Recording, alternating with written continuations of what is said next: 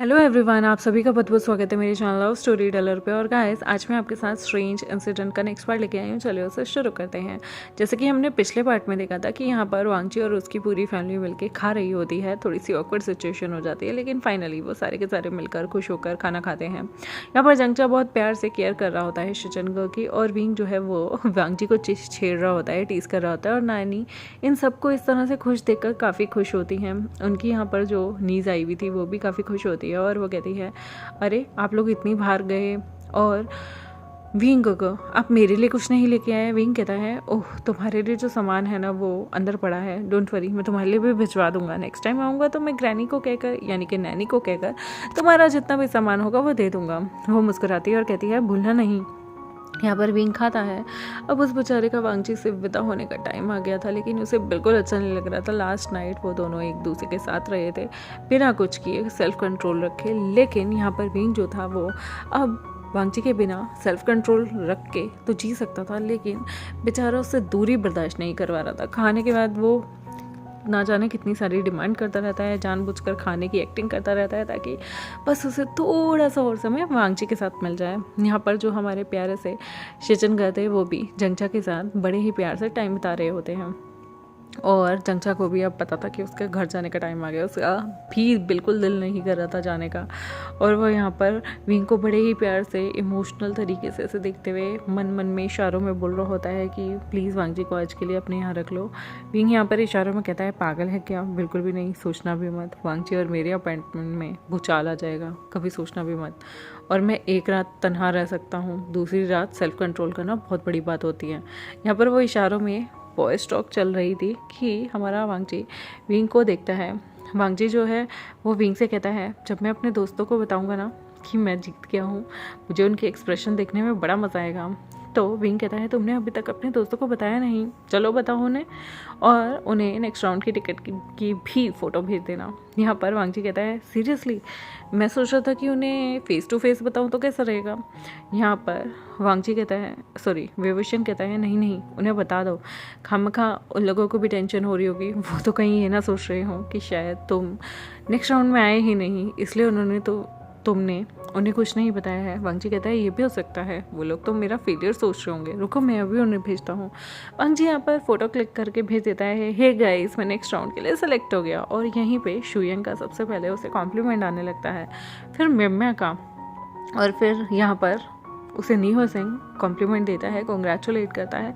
सारे के सारे उससे बहुत सारी पार्टी करने लगते हैं। यहाँ पर लंजा कहता है, देखो ना, तुमने कहा था कि यहाँ पर सबको बता दो, ये सारे तो पार्टी मांग रहे हैं। विंग कहता है, तो क्या हुआ, कर लो पार्टी। यहाँ पर अचानक से नीहो सिंह का मैसेज आता है, गाइस, मैंने आप लोगों को मेरे ब्रदर की एंगेजमेंट की अभी तक पार्टी नहीं दी, तो क्यों ना इस बार आप लोग मेरे घर आ जाओ। कल मेरे घर पे मेरे कुछ कज़न्स आ रहे हैं, तो क्यों ना तुम लोग भी आ जाओ, हम साथ पार्टी करेंगे।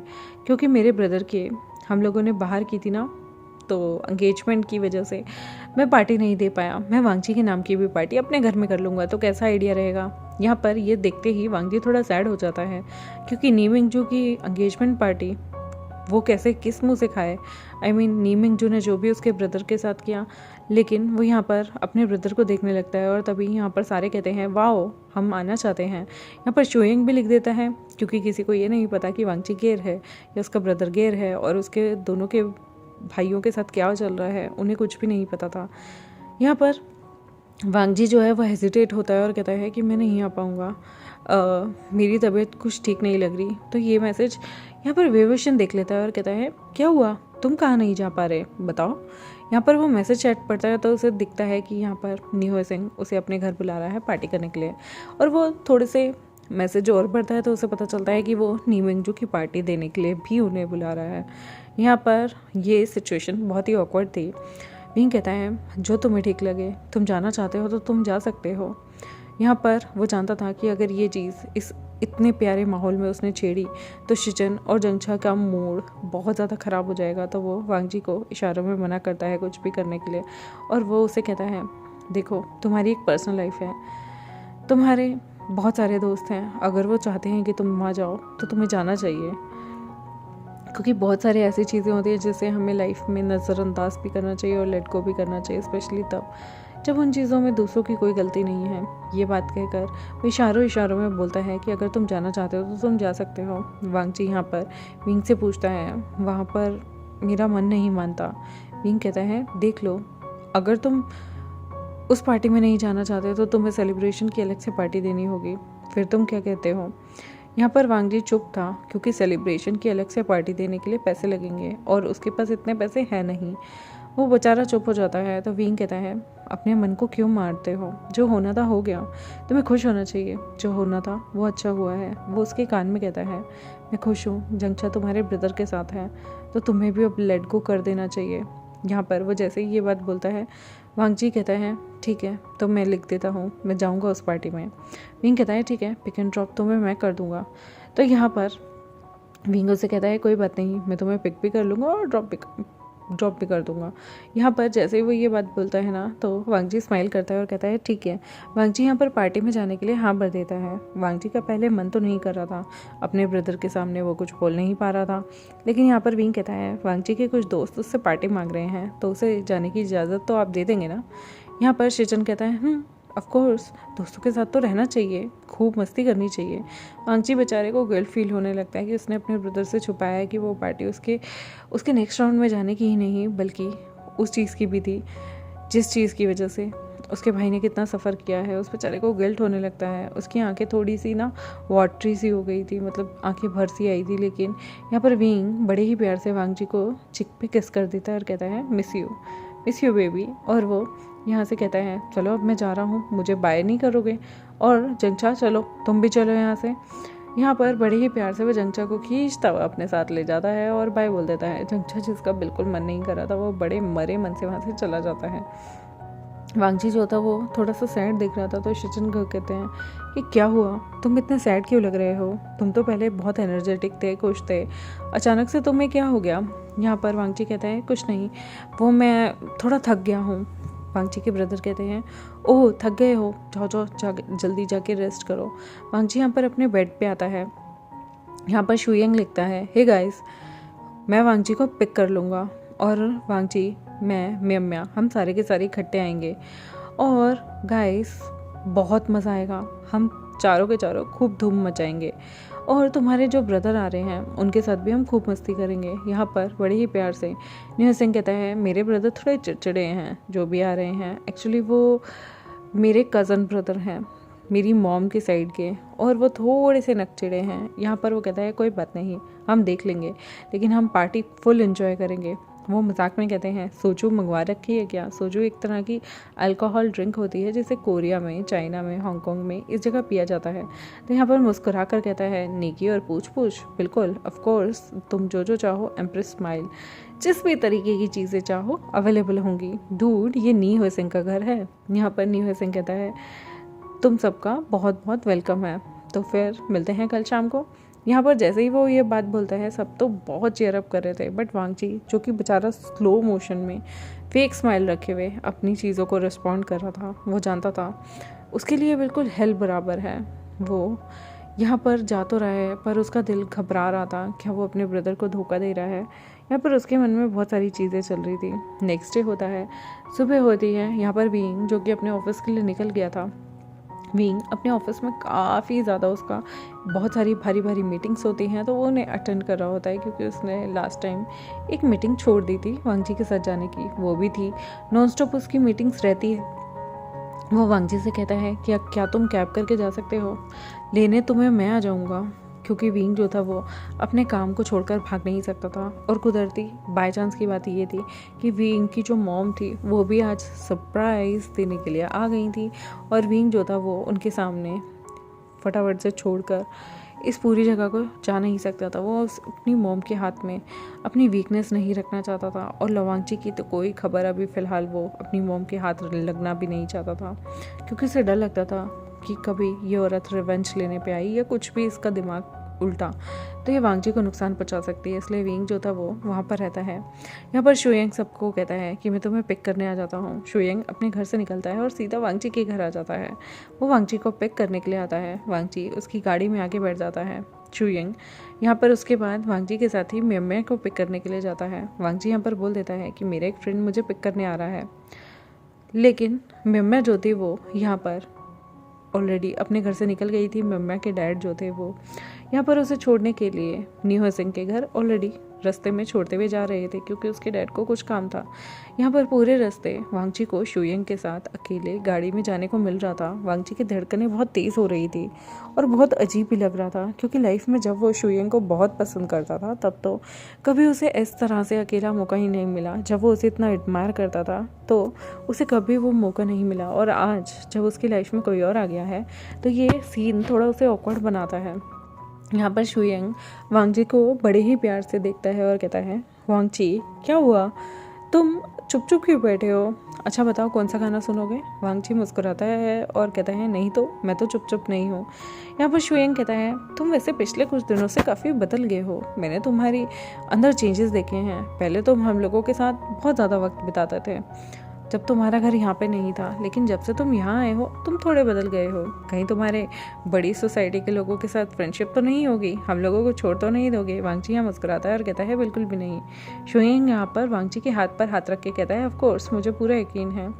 बट वांगची बेचारा थोड़ा घबरा जाता है, क्योंकि शुयंग वो इंसान था जिस पे पहली बार उससे क्रश था और उसने उसका हाथ पकड़ा, और उसे ये भी नहीं पता कि वांगजी एक गेर है। एक गेर के साथ इस तरह से कोई दूसरा मेल हाथ रखे तो उसकी बॉडी में एक अजीब सी हलचल भी होती है। वांगची घबरा भी रहा था और वो अपने शुयंग के हाथ को जैसे तैसे करके साइड भी कर देता है और उस अपने हाथ को भी वहाँ से हटा लेता है और कहता है, बिल्कुल कुछ दिनों से मैं बिजी था स्विफ्ट मोड डांस कंपटीशन की वजह से, बट डोंट वरी, मैं बिल्कुल भी नहीं बदला हूँ।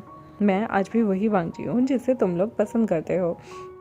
यहाँ पर शुयंग कहता है, ऑफ कोर्स वैसे एक बात बताना चाहता हूँ, मुझे ऐसा लगता है कि मिम्या और मैं हम काफ़ी टाइम से साथ हैं, बट आजकल हमारी जम नहीं रही।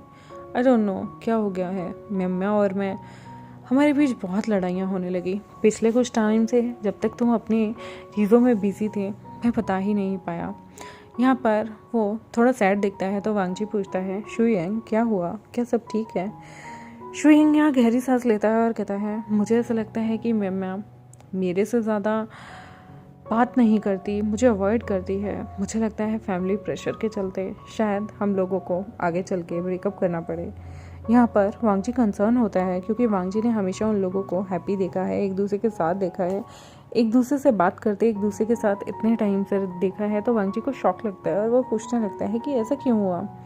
यहाँ पर वो गहरी सी सांस लेके कहता है, शायद मुझे ऐसा लगता है कि हम लोगों को कभी रिलेशनशिप में आना ही नहीं चाहिए था। मैं ये ऐसे ही नहीं कह रहा, मुझे ऐसा लगता है कि मिम्या डिज़र्व करती है बहुत सारी चीज़ें। मिम्या और मेरी डेस्टिनी अलग हो सकती है, ज़रूरी नहीं जिसके साथ आज हम हैं फ्यूचर में भी उसके साथ रहेंगे। चेंजेस हो जाते हैं इमोशंस में, और मुझे मिम्या के साथ रहकर ऐसा लगता है कि शायद हम लोगों का रिलेशनशिप ज़्यादा टाइम नहीं चलेगा। वांगची ये सब सुन के शॉक्ड हो जाता है, क्योंकि उसने लाइफ में शुयंग, जो कि उसका लाइफ में बहुत बड़ा क्रश हुआ करता था, उससे कभी अपनी चीज़ों को कन्फेशन ही नहीं किया। और आज वो इंसान कह रहा है कि उसका जो रिलेशनशिप है, जिससे वांगची एक टाइम पे बहुत जेलस फील करता था क्योंकि वो उसे बहुत एडमायर करता था, आज वो इंसान कह रहा है कि शायद कुछ टाइम बाद उनका रिलेशनशिप भी ना बचे। ये चीज़ वांगची को हजम ही नहीं होती। वांगची को शॉक लग रहा होता है कि वो ये सुन क्या रहा है, क्योंकि उसने कभी एक्सपेक्टेशन नहीं किया था कि शुयंग उसके सामने ये सारी चीज़ें बोलेगा।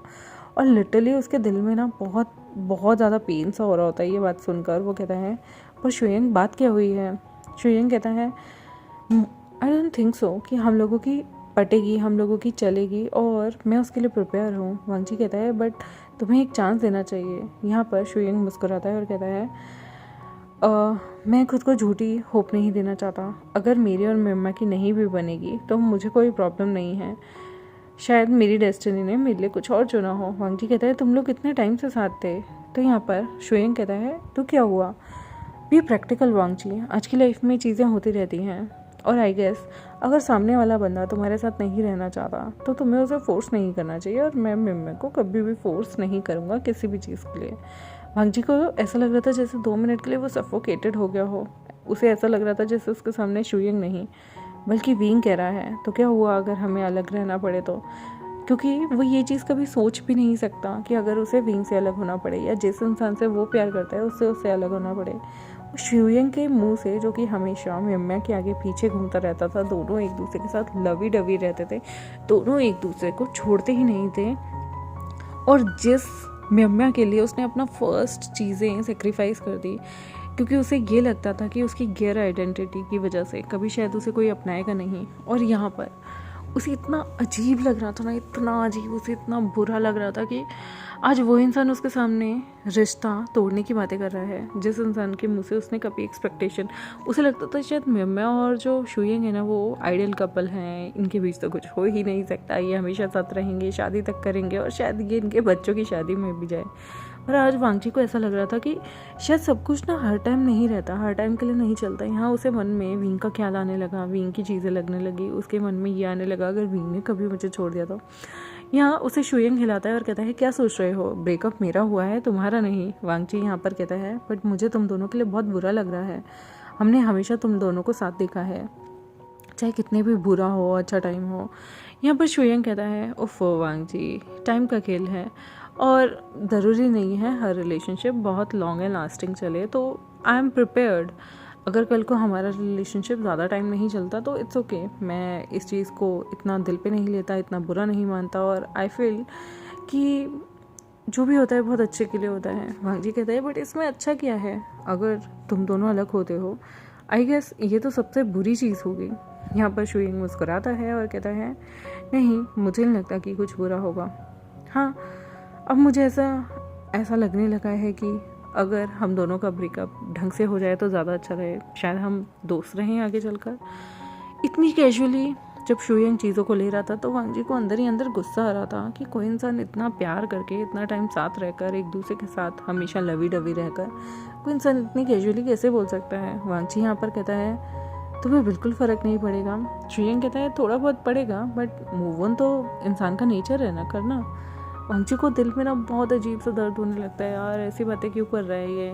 उसको ऐसा लगता है जैसे अगर उसके सामने यहाँ पर विंग बैठा होता, क्योंकि ये शुयिंग का बहुत बहुत मतलब कहें कि टीनेज उम्र का सबसे पहला प्यार था, उसकी फर्स्ट डेटिंग थी और वो बंदा ऐसी बातें कर रहा है। तो वांगची मन में सोचता है कि विंग तो बहुत सारे लोगों के साथ सेक्सुअल रिलेशनशिप में आ चुका है, विंग तो बहुत सारे लोगों के साथ सेक्स कर चुका है और अगर उसने कभी वांगची कोई चीज़ बोल दी तो वांगची का तो दिल एकदम से घबराने लगता है।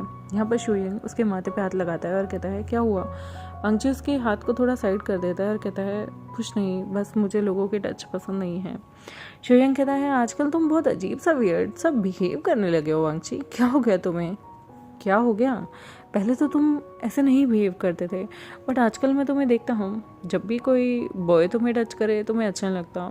नीहो सेंग के तुम थोड़ा सा क्लोज रहते हो पर जब भी मेरे साथ होते हो तो तुम थोड़ा सा ऑकवर्ड सा बिहेव करते हो। वांगची यहाँ पर क्या बताएं कि वो एक गेर है और जो इंसान उससे ये बातें कर रहा है उस पर कभी वो क्रश रखा करता था। यहाँ पर जो हमारा शुयिंग होता है ना वो मुस्कुराता है और कहता है ओके ठीक है, ऑकवर्ड फील करना बंद करो, बट मुझे कभी कभी लगता है तुम बहुत ही वियर्ड हो, तुम कभी कभी चीज़ों को बहुत वियर्ड तरीके से बिहेव करते हो। वैसे डोंट वरी, हम लोगों का बहुत जल्दी तुम्हारा जिस तरह से थर्ड राउंड होने वाला है उसके अलावा हम लोगों का एक बैंड, हमारा वॉन्डर बैंड को एक जगह बुलाया है। अगर तुम चाहो तो हम बैंड परफॉर्मेंस के लिए वहाँ जा सकते हैं, अच्छी खासी मनी भी मिलेगी और मैं सोच रहा हूँ कि अगर हम लोगों को परफॉर्म करने के लिए मिलता है तो क्यों ना हमें जाना चाहिए। वांगजी कहता है तो क्या म्यम्या वहाँ आएगी। वो कहता है बी प्रोफेशनल वांगजी, अगर किसी का ब्रेकअप हो भी जाता है तो उससे हमें अपनी प्रोफेशनल लाइफ को सफ़र नहीं करवाना चाहिए। तो इसलिए मैं और म्यम्या काफ़ी चीज़ों के लिए भी प्रैक्टिकल रहते हैं, प्रिपेयर रहते हैं एंड हम ये नहीं सोचते कि इस चीज़ का हम अपने फ्यूचर पे या आने वाले टाइम के लिए अपने ऊपर असर डालें। तो इसलिए हम लोग कूल हैं चीज़ों को लेकर। वांगजी थोड़ा सा शॉक्ड था बट वो कुछ बोल नहीं पा रहा था, उसे बहुत बहुत बड़ा शॉक लगा था। वो बेचारा चुप रहता है और कर देता है और कहता है ठीक है, अगर कहीं परफॉर्मेंस के लिए जाना हो तो मुझे ज़रूर बताना। यहाँ पर वो नीहो सेंग के घर पहुँचते हैं और वो देखते हैं कि तभी म्यम्या जो थी वो अपनी फादर की गाड़ी से उतरती है, वो उन दोनों को हाय बोलती है, बहुत कैजुअली उन लोगों से मिलती है और शुयिंग और उसे देख के ऐसा लग भी नहीं रहा था कि वो कपल हैं।